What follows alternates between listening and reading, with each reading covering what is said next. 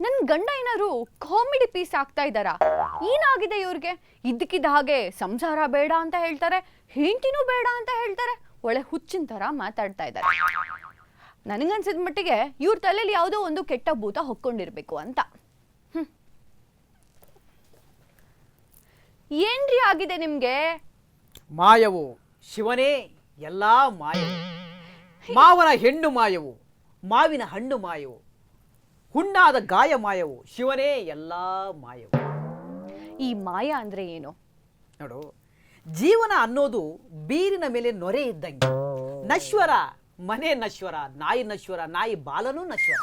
ಆಮೇಲೆ ನಾನು ಹೆಂಡತಿನೂ ನಶ್ವರ, ಹೆಂಡತಿಯ ಸೌಂದರ್ಯನೂ ನಶ್ವರ, ಹೆಂಡತಿಯ ಎಕ್ಸ್ಟ್ರಾ ಫಿಟ್ಟಿಂಗ್ಸ್ ನಶ್ವರ, ಬ್ಯೂಟಿ ಕಟಿಂಗ್ಸ್ ಎಲ್ಲ ನಶ್ವರ. ಅಯ್ಯೋ, ತೋ ತೋ ತೋ ತೋ ಏನ್ರಿ ಆಗಿದೆ ನಿಮ್ಗೆ? ಯಾಕೆ ಹಿಂಗ್ ಮಾತಾಡ್ತಾ ಇದ್ದೀರಾ? ಮಡದಿ, ನನಗೆ ಒಳಗಣ್ಣು ತೆರೆದಿದೆ. ಅದು ಒಳಗಣ್ಣು ಎಲ್ಲಿರುತ್ತೆ? ಅದು ಎಲ್ಲ ಕಡೆ ಇರುತ್ತೆ.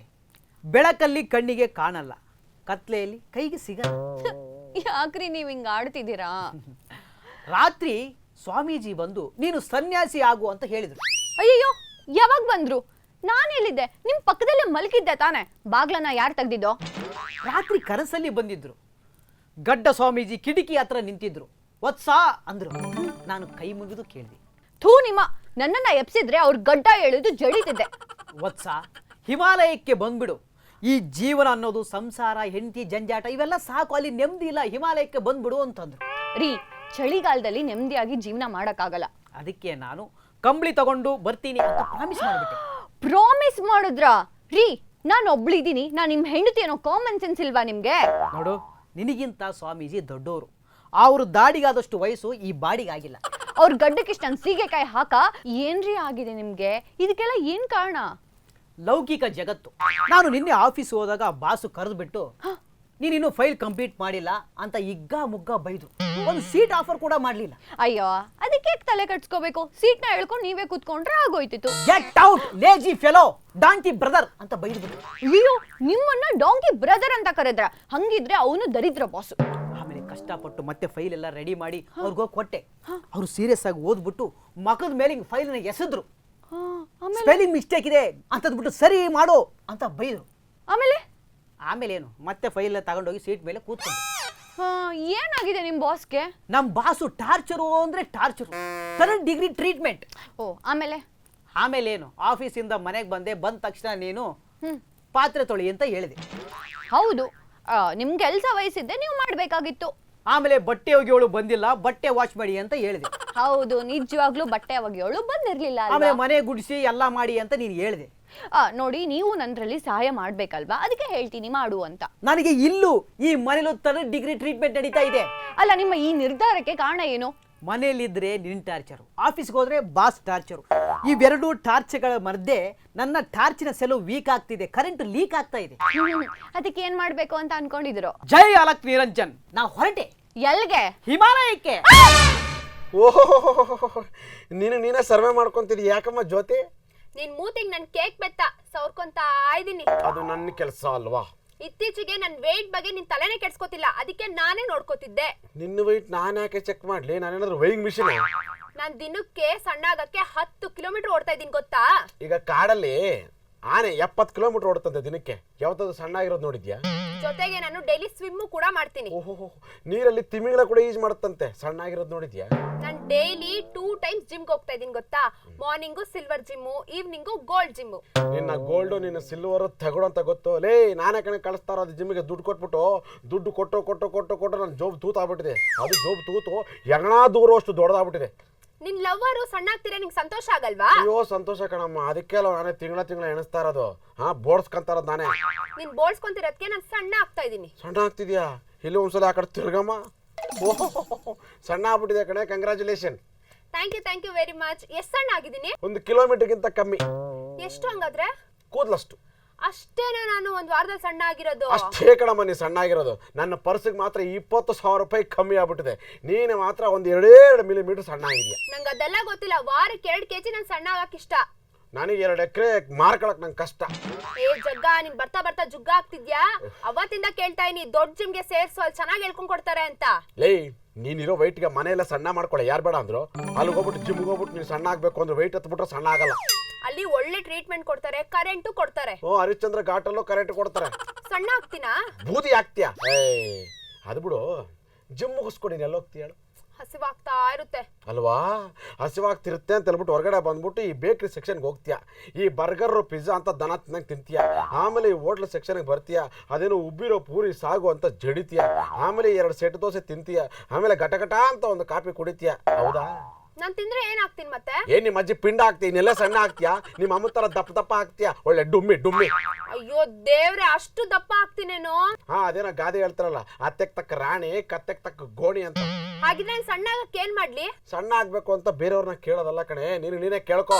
ನೀನ್ ಬಟ್ಟೆ ಆಗ್ತಿಲ್ಲ, ಎಷ್ಟು ಇಂಚು ಕಮ್ಮಿ ಆಗಿದೆ ಅಂತ ನಿನ್ ಬಟ್ಟೆನೇ ನಿಂಗೆ ಹೇಳುತ್ತೆ.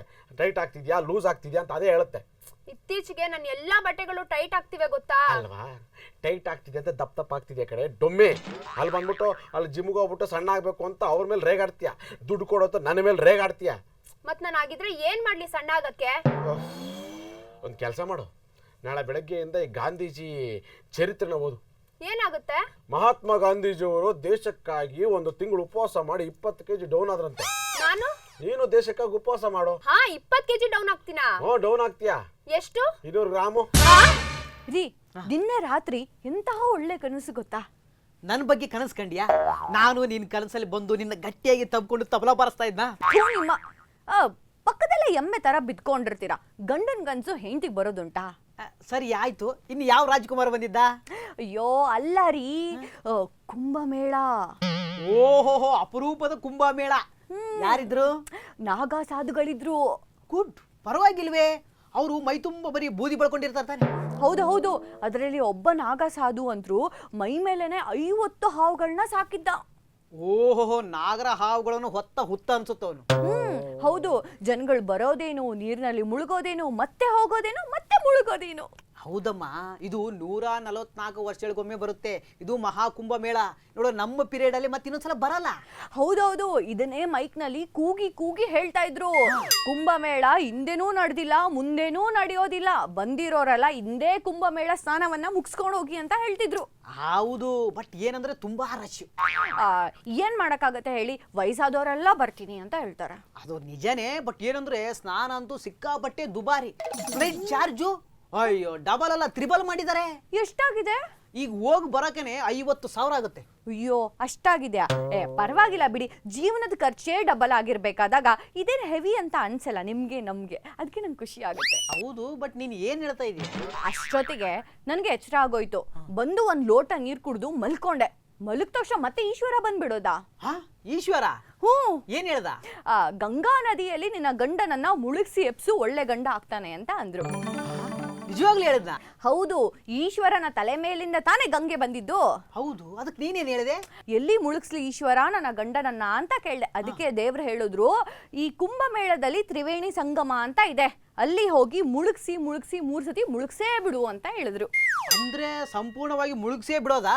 ಆ ತರ ಹೇಳಿಲ್ಲ, 3 ಸತಿ ಮುಳುಗ್ಸಿ ಎಪ್ಸಿದ್ರೆ ಒಳ್ಳೆ ಗಂಡ ಆಗ್ತಾನೆ, ಹೊಸ ಗಂಡ ಸಿಗ್ತಾನೆ ಅಂತ ಹೇಳಿದ್ದು. ಅಲ್ಲ, ಮುಳುಗ್ಸಿದ್ರೆ ಹೊಸ ಗಂಡ ಹೆಂಗಾಗ್ತೀರಿ? ಈಗ ಬಟ್ಟೆ ಎಲ್ಲ ವಾಶ್ ಮಾಡಿದ್ರೆ ಹೊಸ ಬಟ್ಟೆ ಆಗುತ್ತಾ? ಅಯ್ಯೋ, ನಿಮ್ಮ ಹಳೆ ಪಾಪಗಳೆಲ್ಲ ತೊಲಗ್ಬೇಕಲ್ವಾ, ಅದಕ್ಕೆ ಹಂಗ್ ಮಾಡಿದ್ದು. ಅಂದ್ರೆ ನಾನು ಪಾಪ ಮಾಡಿದ್ದೀನಾ? ಹೌದು, ಕಾಲೇಜ್ನಲ್ಲಿದ್ದಾಗ ಕುಡಿತಿದ್ದೆ, ಸಿಗರೇಟ್ ಸೇತಿದ್ದೆ, ಜೂಜ್ ಆಡ್ತಾ ಇದ್ದೆ, ಹುಡುಗಿರಿಂದ ಹೋಗ್ತೀನಿ ಅಂತ ಹೇಳಿದ್ರಿ ತಾನೆ? ಅಯ್ಯೋ, ಅವೆಲ್ಲ ಹಳೆ ಕಥೆಗಳು. ಏನೋ ಹೇಳಿದ್ದೆ. ಮದುವೆ ಆದ್ಮೇಲೆ ಆ ದುಶ್ಚಟಗಳೆಲ್ಲ ಬಿಟ್ಬಿಟ್ಟಿದ್ದೀನಿ. ಮದುವೆ ಆದ್ಮೇಲೆ ನಾನು ಕಾವ್ಲಿದ್ದೀನಿ ಅಂತ ನೀವು ಬಿಟ್ಟಿದ್ದೀರಾ. ಅದಕ್ಕೇನೀಗ? ನೋಡಿ, ಹಳೆ ಪಾಪಗಳನ್ನೆಲ್ಲ ನಾವು ವಾಶ್ ಮಾಡ್ಕೋಬೇಕು. ಅದಕ್ಕೆ ಪರಿಹಾರವನ್ನ ಕಂಡಿಡ್ಕೋಬೇಕು. ಅದಕ್ಕೇನ್ ಮಾಡ್ಬೇಕು ಅಂತ ಈಗ? ನೀವು ಕುಂಭಮೇಳಕ್ಕೆ ಹೋಗ್ಬೇಕು. ಇಂಥ ಅವಕಾಶವನ್ನ ಹೆಂಗ್ರಿ ಮಿಸ್ ಮಾಡ್ಕೊಳ್ಳೋದು? ಅಲ್ಲ, ನಾವು ಪಾಪಗಳನ್ನ ಮಾಡದೇ ಇದ್ರೆ ಮುಗಿಯುತ್ತೆ. ಅಯ್ಯೋ, ಹಳೆ ಪಾಪಗಳಿಗೆ ಲೆಕ್ಕ ಚುತ್ತ ಮಾಡೋದ್ ಬೇಡ್ವಾ? ಅದನ್ನ ಕ್ಲಿಯರ್ ಮಾಡ್ಕೊಳ್ಳಿಲ್ಲ ಅಂದ್ರೆ ಕರ್ಮವಾಗಿ ಕಾಡುತ್ತೆ. ಹೌದೇನು? ಅದಕ್ಕೆ ಹೇಳೋದು, ಹಳೆ ಪಾಪಗಳನ್ನ ಕ್ಲಿಯರ್ ಮಾಡ್ಕೋಬೇಕು ಅಂತ. ಹೌದು, ಈಗ ಏನ್ ಮಾಡ್ಬೇಕು ಅಂತ? ನೀವು ಕುಂಭಮೇಳಕ್ಕೆ ಹೋಗ್ತೀರಾ ಅಂದ್ರೆ ನಾನು ಈಗ ಹೋಗ್ಲೇಬೇಕಾ? ನಾನು ಹರಕೆ ಹೊತ್ತಿದ್ದೀನಿ. ಅಲ್ಲ, ಈಗ 50,000 ಯಾರು ನಿಮ್ಮಪ್ಪ ಕೊಡ್ತಾನ? ಅಯ್ಯೋ, ನನ್ನ ಹರಕೆ ಕೇಳಿದ್ರೆ ನೀವು ತುಂಬಾ ಖುಷಿ ಆಗ್ತೀರಾ ರೀ. ಹೌದಾ? ಅದೆಂತ ಹರಿಕೆಪ್ಪ ನಿಂದು? ಇವಾಗ ನೀವು ಕುಂಭಮೇಳಕ್ಕೆ ಹೇಗೆ ಹೋಗ್ತೀರಾ ಹೇಳಿ? ಹೆಂಗ್ ಹೋಗ್ಬೇಕು? ಇಲ್ಲಿಂದಾನೆ ನಡ್ಕೊಂಡು ಹೋಗ್ಬೇಕು. ಲೇ, ನಿನಗೆ ಬುದ್ಧಿ ಇದೆಯೇನೆ? ಇಲ್ಲಿಂದ ನಾನು ನಡ್ಕೊಂಡು ಹೋಗೋಷ್ಟರಲ್ಲಿ ಕುಂಭಮೇಳನೆ ಮುಗಿದೋಗಿರುತ್ತೆ. ಆದ್ರೂ ನದಿ ಅಲ್ಲೇ ಇರುತ್ತೆ ತಾನೆ, ಮುಳುಗಿ ಎದ್ದೇಳಿ. ಮುಳುಗಿ ಎದ್ರೆ ಹೊಸ ಗಂಡ ಸಿಗ್ತಾನೆ. Trending super star